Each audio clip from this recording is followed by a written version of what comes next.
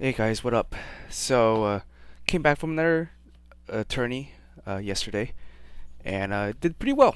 And I also made uh, some changes to the deck, and so this will kind of serve as a tourney report and a deck update of sorts. The deck, I want to say, changed about maybe 5 to 6 cards. I've been going back and forth for like some ideas in my head. I've been going out to obviously to the tournaments just to try out my ideas. And so this deck is gonna look a little different from the one I took to the RCQ last week. So um, yeah, I just want to talk about it, how it did, and some of the ideas have been just kind of churning in my head and testing out. And this version of the deck actually felt very good playing. Um, I just don't know why it is. This one felt a lot better than my previous versions of either like the blue white deck, blue white control, or the other version of my Esper deck, which you would think wouldn't do as well compared because it's lacking some like ability to like interact with certain cards and um, be able to like dig through your deck. So it's a slower build, but the card quality seems to be higher, I guess. Well, that's because I'm not playing ops in this deck, so it makes sense that the card quality is higher, but card selection is down. So those are like kind of the two things. But um, it there's a couple of cards in the deck that I guess helps out the deck quite a bit because this deck, um, like the more I think about it, the more the deck has become sort of a setup deck, which means like you're spending your first few turns just setting up, and you need to buy yourself time to kind of set up your mana properly. Because the hardest thing about playing this deck is not even like countering your opponent's shit. Is it's literally figuring out it's sequencing your lands. Is very important. Like the more I play, the more that's something I just kind of realized. Especially since we're on the leyline build. Yeah, sequencing your land drops, making sure you hit the correct lands on turn 2, turn 3, turn 4, and onwards, making sure you have the right colors is very, very important. Um, I can't tell you how many times where I think I can cast a certain card. I just look at that on my mana base. Is like, I see rainbow mana, but I don't have the right mana, and that's something you've got to like pay attention to, especially when fetching. So don't brain dead fetch. Think about your fetches when you do so, and I'll talk about that a little bit more when I get to the mana base. For now, let's talk about the deck first. Then I'll tell you my results and how well I did, and then we'll go from there. All right. So I mentioned before I didn't like chalices in the main, because it forced me to not be able to play ops and stuff like that, right? However, the more I play, I do notice myself siding out the ops, so they were kind of, in a sense, conflicting with the chalice, as we already know. But because I sided them out so much, I thought, well, if I'm gonna do that, to side into the chalice, which I'm doing a lot more against certain matchup, I might as well just still try to main the chalice, not play the op, and do something else with snapcasters and whatnot.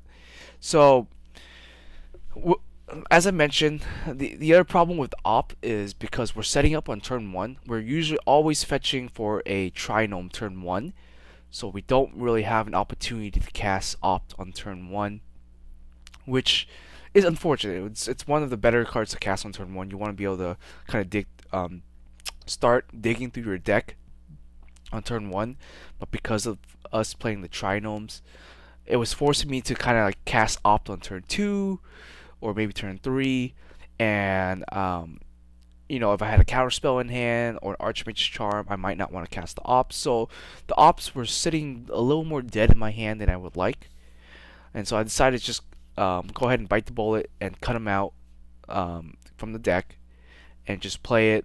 Play the deck. Just commit myself to the first couple of turns on setting up my mana base, um, and going from there.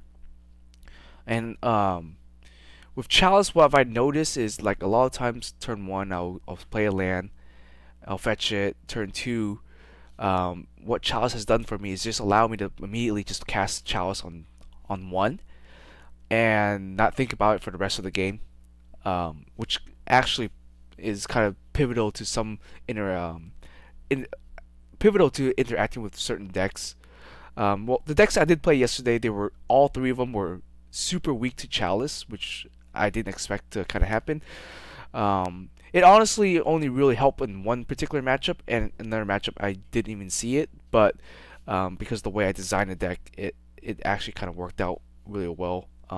In terms of sequencing my plays, and in terms of sequencing my land drops, and the Chalice kind of fit in that really nice niche spot where on turn two I can just drop it and then deal with whatever the turn after that. I can deal with whatever is on my opponent's board if they have like a one drop or something that has escaped Chalice. But once I was able to drop Chalice, I can focus more on just building up my mana base. It basically just kind of bought me time, sorry, to set up the mana base to start setting up planeswalkers and turns into that sort of thing. So that's what the Chalice has been doing for me. And yeah, I'm still on True Chalice.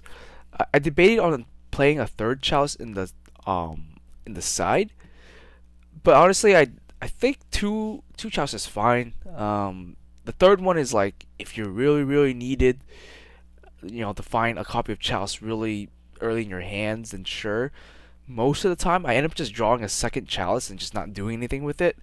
Like if I establish one Chalice on one, the second Chalice usually just doesn't do anything. I would just cast it for 0 or just save it in case the first Chalice dies.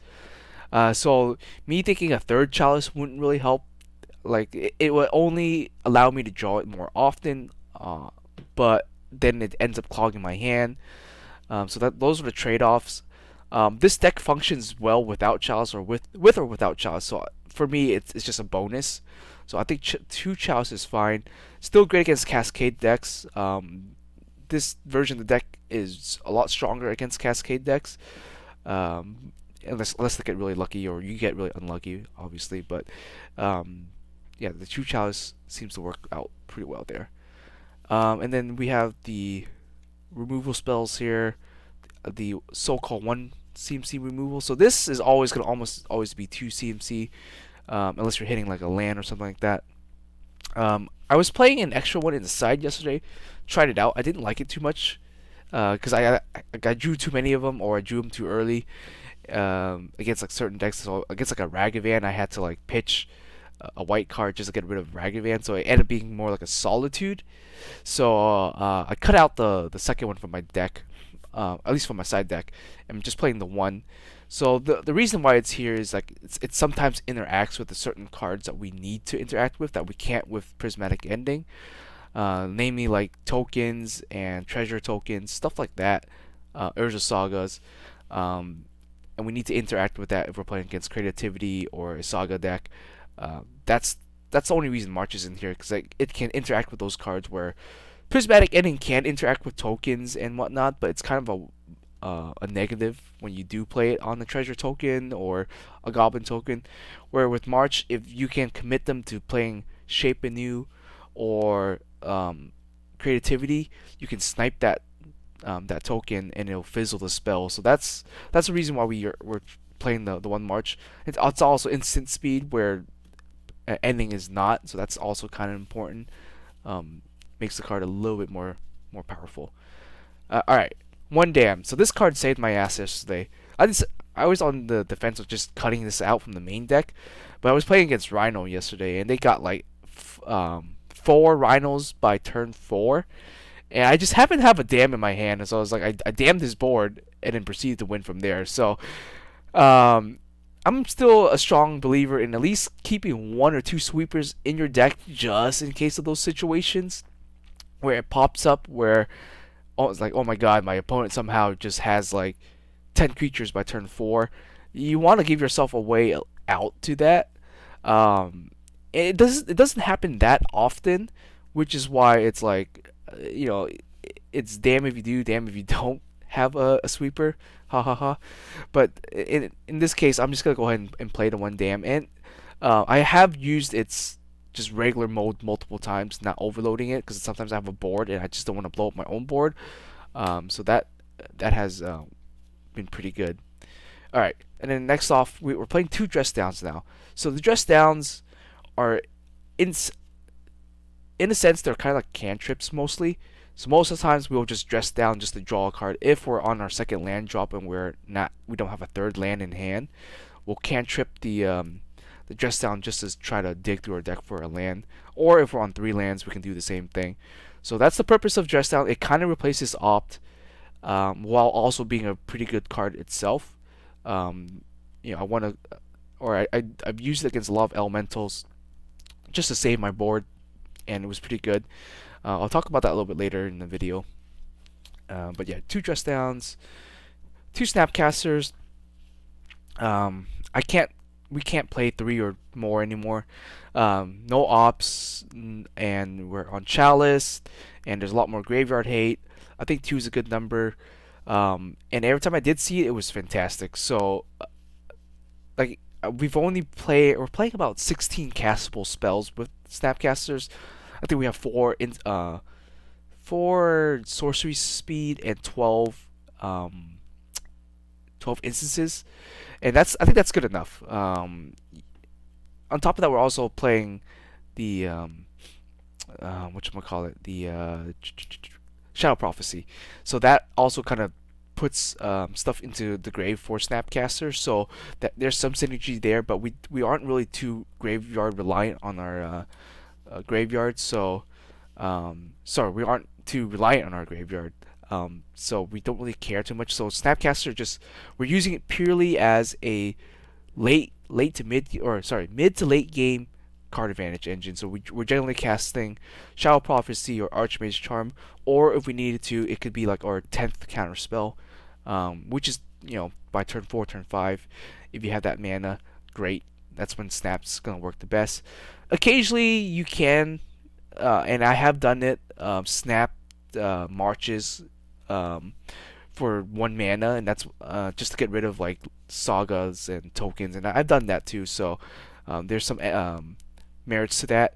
Or sometimes I'll snap ending on my turn if I needed to.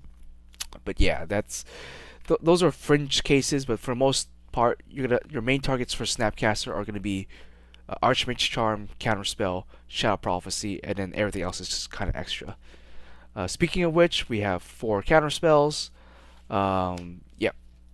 1 Kai's Guile. When I randomly see this card, it's good. I play against like Boros Burn, and I use it to heal to counteract Boros Charm. So yeah, I still think it's a good card, like just to have one of in your deck, and I'll side it in when I need to. It's especially a good side card, and against certain matchups, it's kind of a blowout. So. But just one in the side, and we have Snapcaster, so technically we're playing 2, so not really a huge deal. Shadow Prophecy, this is mainly to get to our 4th and 5th land. It's very, very important for this deck to get to that land count. In our opening hands, we're okay on playing on just 3 lands. We want to get to it. Our 3rd land is the most important land in the deck. If we're stuck on 2 lands, we're probably going to die. If we're on 3 lands, it's a playable game. We can also try to draw into our 4th and 5th land with Archmage Charm or this card. So that's why Shadow Prophecy is here, is to help us to get to that our 4th and 5th land. And in a way, it's sort of an anti-flood spell, because every time you Shadow Prophecy, you're just dumping lands to the graveyard a good 80% of the time. If you dump lands to the graveyard and then you fetch or shuffle your deck, you thin out your deck by like 3 or 4 lands. Assuming you already have a setup mana base, assuming you already have like 4 to 5 to 6 lands, Shadow Prophecy after that will just act as a deck thinner to just thin out your deck for all those lands that you don't need anymore, and then just hopefully just draw you heat and just action and counterspell and all that stuff. And that's what it's been doing. The life loss is a huge negative though. Sometimes I will have to cut this out against a deck that's really aggro, that I know that if I cast Shadow Prophecy, it's just gonna lead to my death a little bit quicker. So sometimes I will have to side it out. But against certain matchups where I know I'm a little bit more safe to play Shadow Prophecy, I'll keep it in my deck, and it's just kind of good from there. And then 4 Archmage's Charms. I'm not gonna talk too much about that. 2 Teferis. 2 Teferis working pretty well. I see him when I want to see him, and I don't see him when I don't need him. But when I do establish him, he's pretty good. So 2 Teferis. All right, so we're back on 2 Wanderer. Um, this was kind of like on and off for me. I'm back on 2 Wanderers because I find out there's several times where I'm like sitting on 4 mana and I'm not really doing anything on 4 mana. And I don't feel safe enough to cast a Jace quite yet on 4 mana. So, um, and I'm also running out of like creatures a lot, like because I'm playing a lot less snaps and only 3 Solitudes. I'm finding myself not having the ability to pressure my opponent as much. Um, and so I think I'm just gonna bump up the Emperor to 2 again, give her a shot. And she worked out pretty well when I did get her on the board. Like when she slapped on the board, she started aggroing my opponent really well.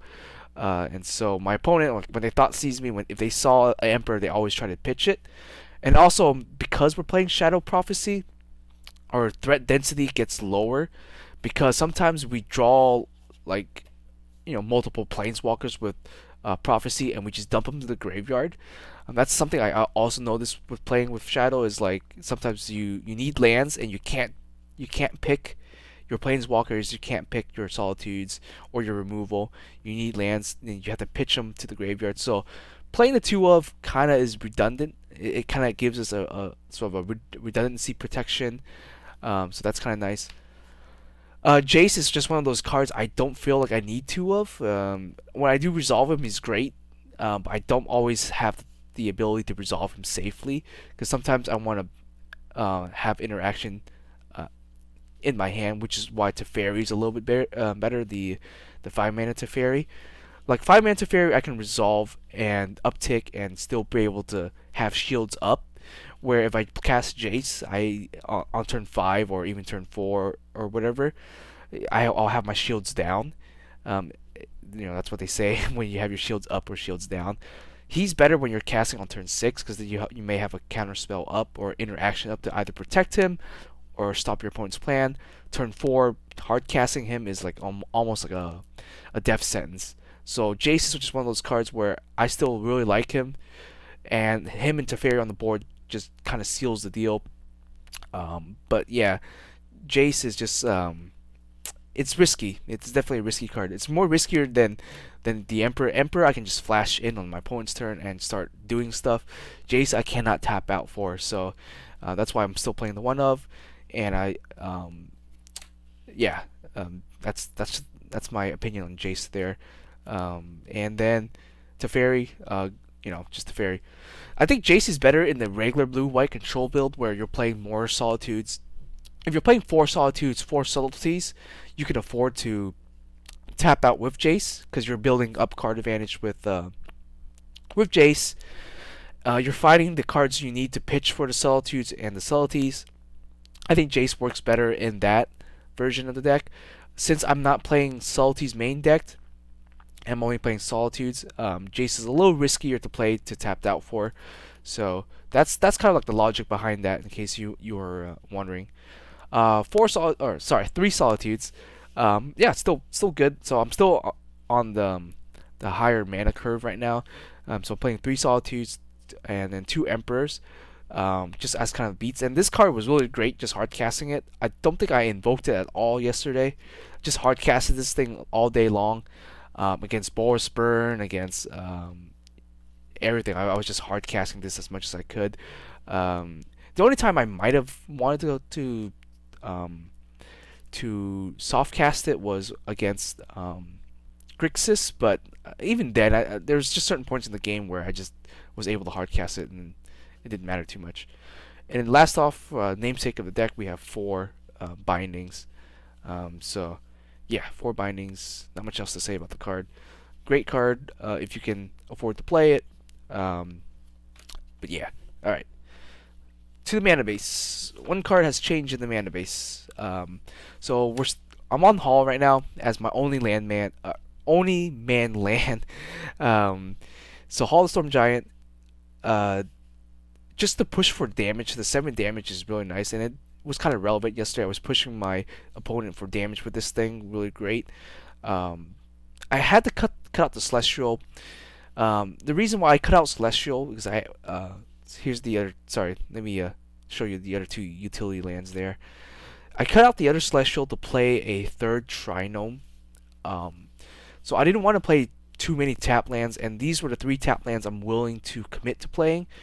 And the reason why I chose to cut the Celestial because Celestials is also a tap land, and I don't want to play any more than 3 tap lands. Hall is technically a tap land, but it is a card you can still play on your turn 2, and it would be fine. Where like these cards you can't play on your turn 2 and be fine with it. So I had to make some concessions, and I had to just cut out the Celestial, keep in the Hall. The reason why we're playing more Trinomes is because one, I cut out the Opt, so I'm not able to consistently get these 2 Trinomes into play all the time. And we're only playing on we're still playing on 9 fetches, so had to make some concessions there. Up the land. So with the mana base, the way it's designed now is if I show you my shocks, it'll make a little bit more sense. For Sparta, if we fetch Sparta first, we never do, but if we say we have Sparta in our opening hand or something like that, we can Sparta into either this or into Water Graves on turn 2, and this will give us Late Unbinding at 4 or Domain at 4. So Sparta plus this Domain at 4, Raffine into this or this. So I guess here you go. So this will give us either a combination of this will give us 4, combination of this will give us 5, and then this will give us 4. But yeah, so that's how the mana base is working right now. So combination of Sparta plus this will give us 4 because this one will give us red. This one will give us red here. That will give us 4. This will give us black. Will give us 4 here. Our only way of just getting 5 out is here. If we had a combination of this, this will give us 5 mana, or sorry, 5 domain at 5. So that's how the math is working out right now, and it has come. Like I've actually done that multiple times, which is really nice. The 5 mana, the 5 color actually is kind of nice too. Like being able to get ability to prismatic ending for 5 actually came up twice yesterday, where I had to ending my opponent's Fury for 5, and I'll talk about that a little bit later in my matchups. But that actually came up a few times, so I still believe that if you had the ability, if you're playing Leyline Binding and you're getting 5 colors or domain for 5, you might as well try to get prismatic ending to be able to, be used for 5, and that has played a factor, so it's kind of nice. And here's the rest of the lands, just the basics here, and then 9 fetches. Nothing new, so I'm not gonna really talk too much about that. All right, cool. Let's talk about side deck. It's a little different, and I'll kind of mention it real quickly. So the side deck, I'll leave this for a little bit later, but the side deck more or less hasn't really changed too much. I decided to up the Aether Gust again. It felt really nice. So Aether Gust, and then I cut down the Verdict down to 1, playing 1 Verdict in the side, and then just 1 Dam, so just basically two board wipers, because against certain matchups we want to keep our creatures alive. Our creatures are our main way of winning the game, ironically. So I don't want to play too many sweepers. Sweepers is namely for like they're in there for Rhinos, obviously, in there for maybe like Yawgmoth. It's not like too great against Yawgmoth because Yawgmoth will just they have Undying, so it's not a sure way against Yawgmoth. but just it's still there. It's good against like Affinity also. It's okay against Hammer. I wouldn't really play Verdict against Hammer honestly. Sometimes they get like with the way our deck is built, a majority of time, unless they drop like four Esper Sentinels on you or something like that, you're not really gonna be verdicting as much against them, because we have so much good spot removal. It doesn't really matter. Hammer has a hard time establishing a board against us. We have a harder time against Affinity because Affinity just barfs out their hand. So Supreme Verdict will be nice against them. So it's kind of personal preference if you want to play 2 to 3 sweepers, either 2 main deck and maybe side a third one, or side 2 sweepers and have one in the main. I will always recommend, just from my personal experience, at least 1 sweeper in the main, just for those situations where you need to like do clear the board. All right. So yesterday I was playing 1 Sanctifier and 1 March. Today I changed it to 2 Sanctifiers and just 1 March. Sanctifier, where it helped me against a Shadow deck where I just sat on this thing and did nothing else with it. So it acted kind of like a third Chalice, I guess, against specific decks like Shadow, where they just couldn't Ragavan me. They couldn't remove it. They had Dress Down, which was like the only way of them outing this thing. But yeah, it just basically acted as like a huge cock blocker. So that was really nice. Bought me a ton of time to stabilize and win from there. So that was really good. So the reason why I'm on 2 Sanctifiers again, initially when I was playing, this deck about a year ago, obviously Loris was really big. Grixis Shadow was really big. Murktide was, still a deck, but it wasn't as big. Grixis Shadow was, with Loris, was the deck to play. Obviously nowadays it's Grixis Shadow with Giganta, but we removed Sanctifier because Loris was banned and the graveyard wasn't as prevalent. But now with the comeback of Breach, I think Sanctifier might have a place. It's still a blowout card against Grixis Shadow. It's also decent against Scam if you're having issues with Scam. This card will like force them to have Engineer Explosive, or they just cannot deal with this thing. So yeah, good against Scam, good against Grixis Shadow, good against Breach decks.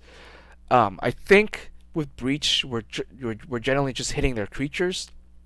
If their creatures are going to the graveyard, they can't breach back their creatures, which is nice. Their creatures being like, either if they're going the Prowess Breach, you'll hit like Swift Spear. I forgot the full name, but yeah, the Swift Spear Monk. You'll hit like Ragavan. You'll hit Darcy. You'll hit a bunch of red creatures. So if you have this on board, there are creatures that can't ever play it again if it gets exiled. And then you hit some bolts. You'll hit Expressive Alliteration. You'll hit like stuff like that. Like it's stuff that they'll send to the graveyard that they'll try to breach again. So you'll leave them with in their graveyard a bunch of maybe a Shredder. You'll leave them with like maybe like a cantrip if they're playing cantrips. This won't work against Bobble obviously, but they won't be able to like do a Bobble play as much because they're missing their red cards from their graveyard, which is kind of relevant. And they themselves have no way of just getting rid of this card that easily. So Sanctifier, I think, might be playable, is playable in the deck again. Obviously, double white is kind of hard, but the way we're building our mana base lately, I think I can actually consistently get double white on turn 2 if I really needed to. If I'm not going for the binding mana base immediately, I think Sanctifier can be played. But yeah, it's one of those cards that it can be a blowout against certain matchups, and I'm willing to try it out again. Even though it hasn't been in my sideboard for almost like half a year, I'm putting it back in just to give it another shot, and it did. When I saw it yesterday, it did work. So not much to say about that. All right, cool. So let's talk about some matchups. All right. I'll actually bring out my side deck again. I don't know why I put it away. So matchups, I played against 3 games yesterday. I played against 5 color domain, I guess, or domain Rhinos. I played against Boros Burn and against Grixis Shadow. So against the domain deck, um, it was kind of blowout for me. Like I mentioned, the game one. By turn four, I think he Vine outbursts. I tried to counter it. He forces negation, so he had 2 rhinos attacked me with it, and then on his turn again, because he went first, he played another rhino or another Starless agent, put 2 more rhinos on the board, but he's tapped out now.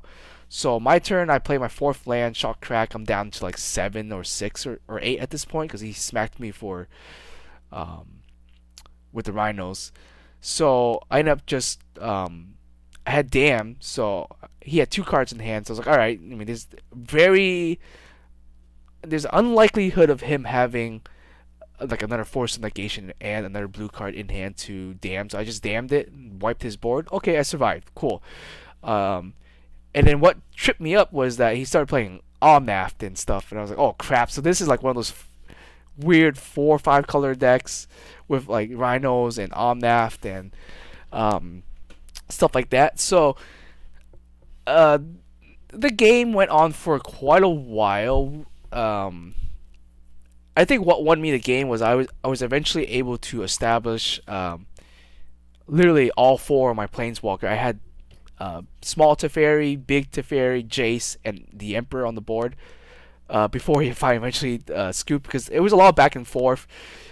He couldn't get rid of any of my planeswalkers because of dress downs. He had caverns, which was cool. Like I did misplay like when he omnath, I had counterspell and I counterspelled it, but I forgot he had cavern and he did use cavern mana on it. That was just on me. I totally screwed a pooch with that one. But the dress down was really helpful. Like every time he tried to Fury, I would just dress down the Fury, and because he had Cavern mana, so I dressed down the Fury, and the Fury didn't do anything, and I would Leyline Binding the Fury right after, or because I had so much mana, I was able to actually Prismatic Ending the Fury for 5 mana, because I had a bunch of Planeswalkers, a bunch of mana, and he just couldn't keep up. He tried to Fury twice, I think. I think another issue is he also enduranced me twice.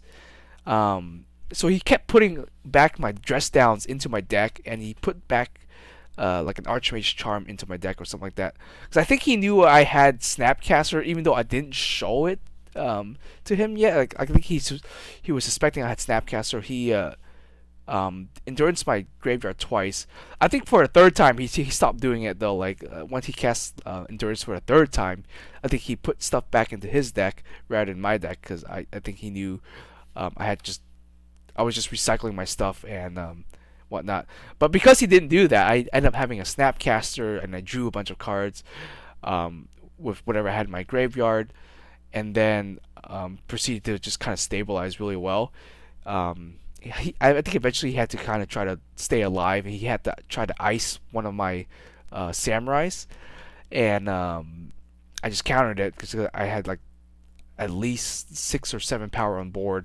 I think I had like 2 samurai Snapcaster, and then I was gonna uptick the Emperor to just power up my dude some more.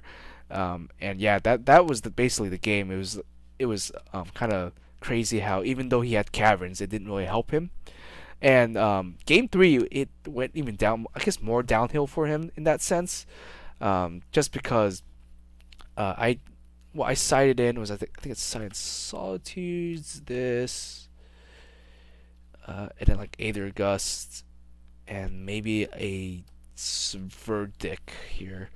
So I think I did this. I don't know if I did the vetoes or not, honestly. I might have sided in vetoes. He was still on the Rhino plan, so like I still needed a way to answer Rhino. Obviously, Teferi and the Chalice were still good. So game 2, I think I like Chalice and Teferi. So he never game 2. We never saw the Rhinos come out. which was good. But we did see a lot of elementals, and so we basically had an elemental battle. I would like Solitude, and he would like Salty, and then I was Salty, and we went back for a bit, for a while, but the Aether Gust and the Dress Down and Salties kind of negated his advantage with Caverns. So I like it was really good. I think he was able to maybe resolve one Omnath that match, and I kind of screwed a pooch that I let Omnath stay on the board for too long, because then I think he cracked like 3 lands, and he blew up my my Teferi I had on the board. He wasn't really doing too much. I was just upticking Teferi, and he was at like two loyalties, but he blew up my Teferi and healed, and got a bunch of mana. So I kind of screwed a pooch with that one.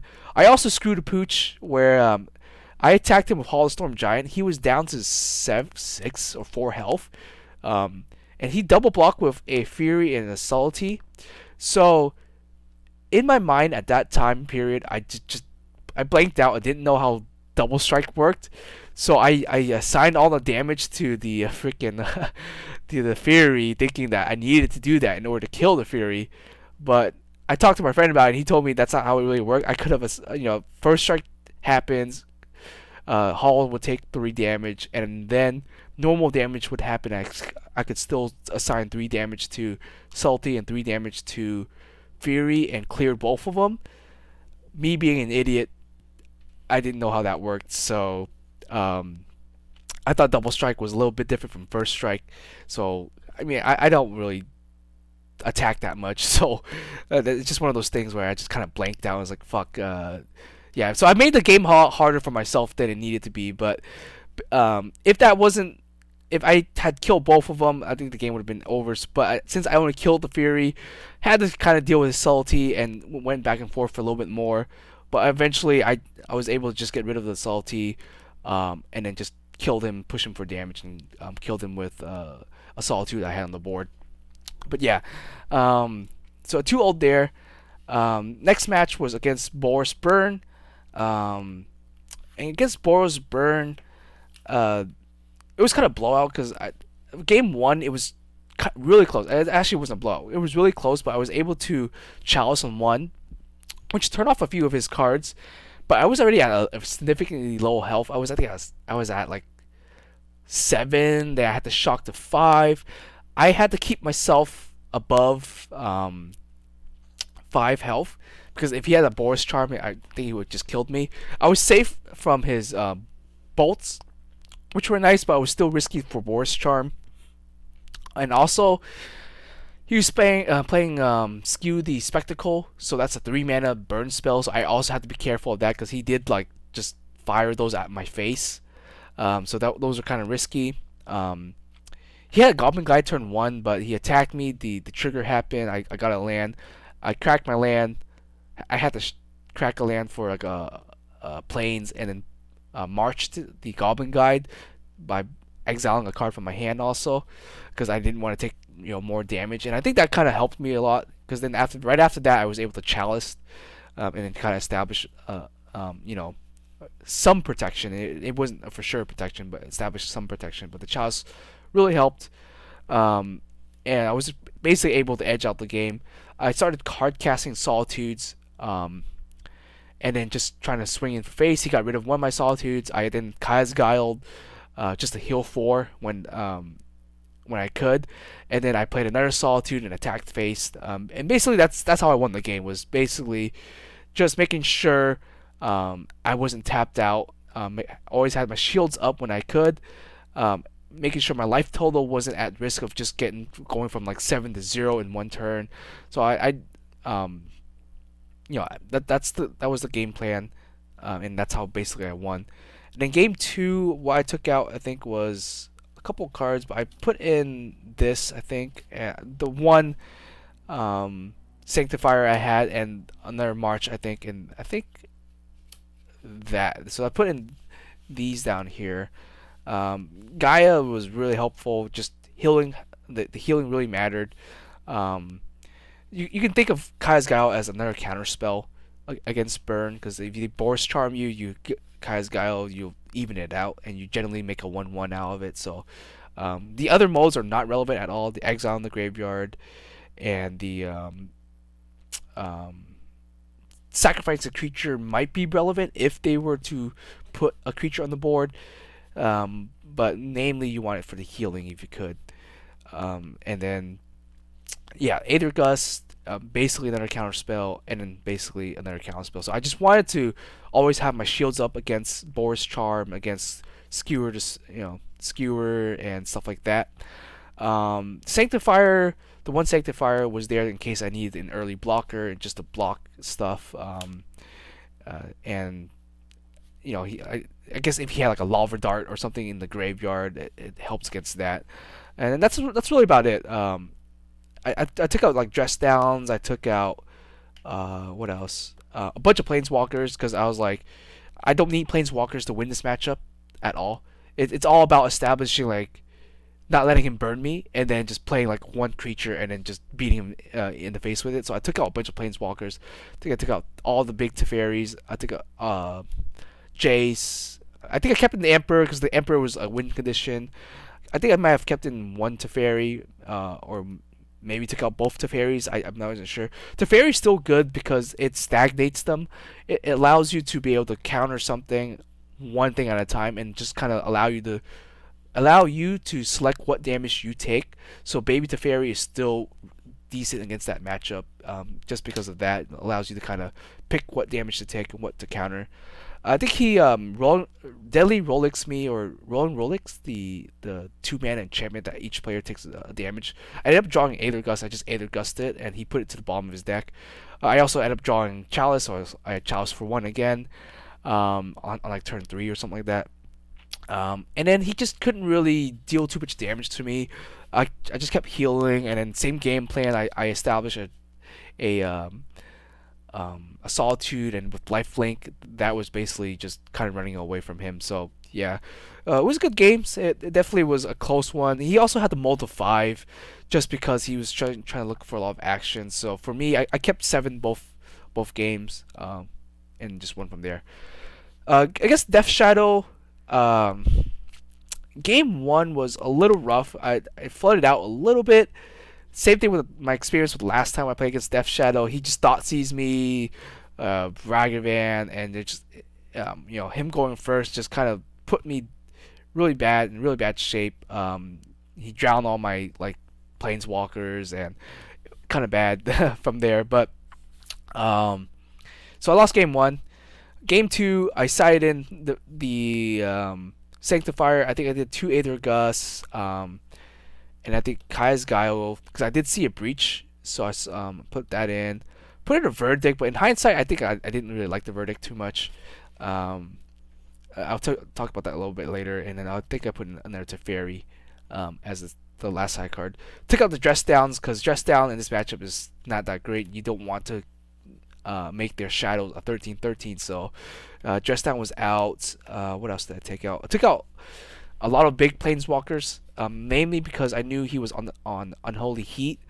So if I couldn't get to his graveyard, Unholy Heat would just start sniping my big planeswalkers. I think I took out the big Teferis, and took out Jace, took out maybe an Emperor, or yeah, took out at least one Emperor. And basically that was my way of trying to make his Unholy Heat a little less useful. Game 2, what essentially just won me the game was I was able to Sanctify turn 2, and he just sat on this thing. He had like Ragavan, and then he tried to get Darcy. He had 2 Darcy, which he was able to get make Delirious, which then he thought sees me. I had like Teferi, so because I plus Teferi the last turn. I had Dam and March, so I ended up just damming and marching the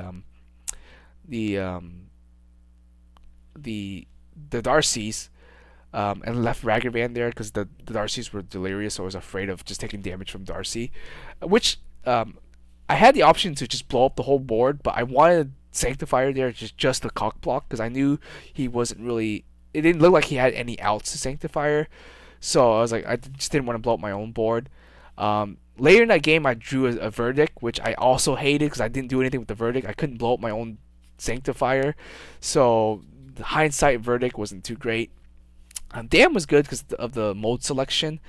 Um, but yeah, I was able to eventually just establish like a